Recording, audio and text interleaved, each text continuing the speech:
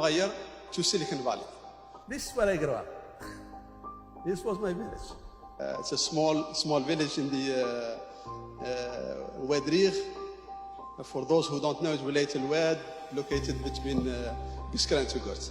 I never knew that electricity existed until I was 12. We did not have even running water.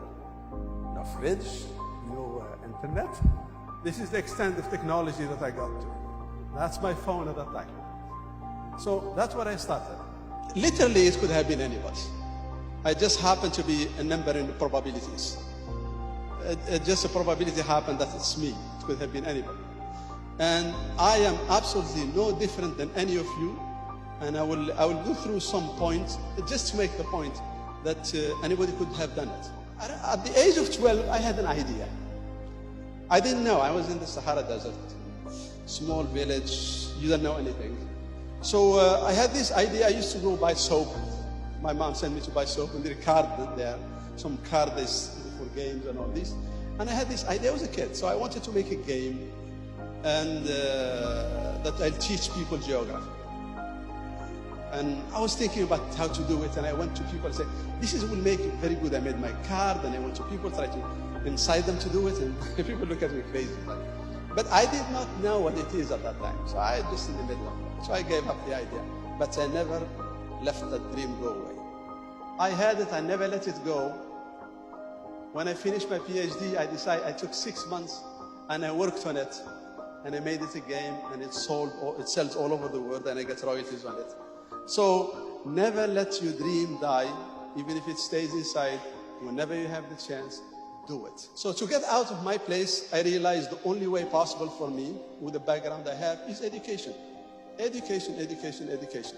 And I had a lot of gaps, a lot of holes. So I took all the classes, and all these practical classes and all this.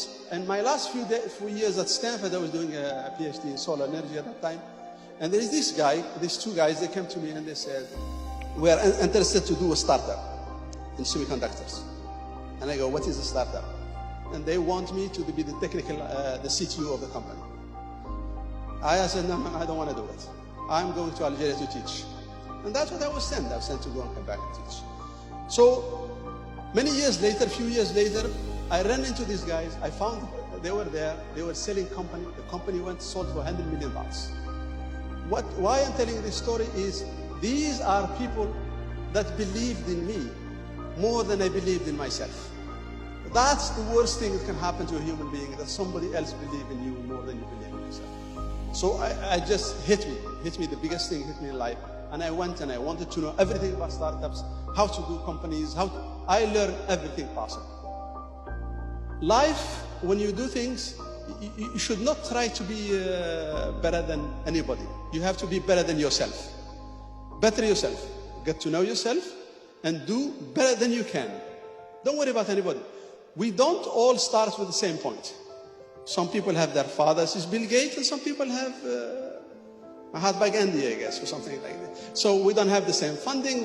So we start differently. So you do what you can with what you have, and you push forward. And while going, so what you do is you take step by step, you set goals, and you go step by step, and don't worry about what's happening around you. So it's small, solid steps and strong goals. And while going, remember to leave your footprints. You have to go and leave your footprints.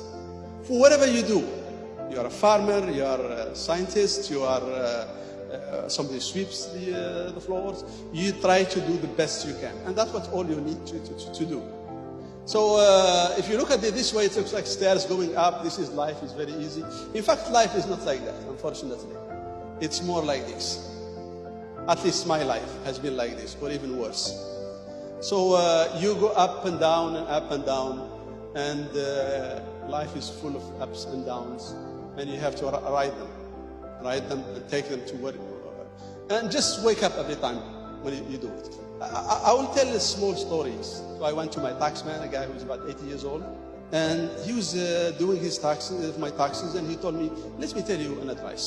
And he said, "Look, you are not old enough to know this. I am retired. I sit in the backyard, and there is nothing that bothers me in life than things that I want to do and I have never done. It eats me in life, and you cannot sleep when you're old.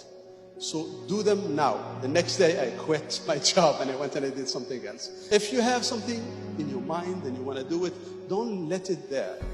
Get it out of your system. That's the best way to do things. It's by trying and moving forward, you learn things. If you break eggs, let it be. The more eggs, the bigger the omelette. So please discover yourself and know what you love.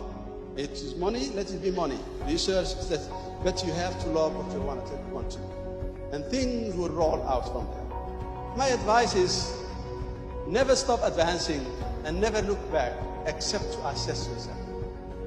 Don't let life define you, you should define life. And keep dreaming. Don't downplay yourself, risk big, do things, and if it doesn't work, you go back and work for some other companies. Life is short to just keep repeating the same thing. You really need to snap out of it like, let me lose a couple of years of my life. It might lead somewhere. Don't be afraid of, see, you cannot make an omelette unless you break the eggs. You learn, also you fail in life. It's okay. You fail in life, and while failing, I learned so many things. So if it's a good, successful company, everything is going fine and you don't learn very much. If it's a failure, you learn so much. It's unbelievable. If you really have a good education and you step out of, government is going to give me a job, what am I going to do, all that stuff. You have to get out of it. Start to think about what problem the society has, can I solve it? A lot of people tell me, I have an idea. Everybody has an idea. Everybody in his whatever has an idea. Ideas is the easiest thing to have in life. If you don't have an idea, there is something wrong with you. Whether you make money or not, or it's already out or not, that's another story. But at least, I'm telling you, ideas are bound. So it's not the idea that's important. Let me tell you, none of us is smart enough to know everything. So, if you wait, somebody is going to find it. You are lucky you had an idea ahead of time, so you are blessed. 6 months later, max, it's known about 6 months. If you have an idea, you didn't do anything about 6 months later, it's gone. So, don't think about, I have an idea and I sit and it's a weekend thing. It's after hour thing. I'm going to work it in after hour. That doesn't work. Doesn't work at all. Try not to fall in love with your idea.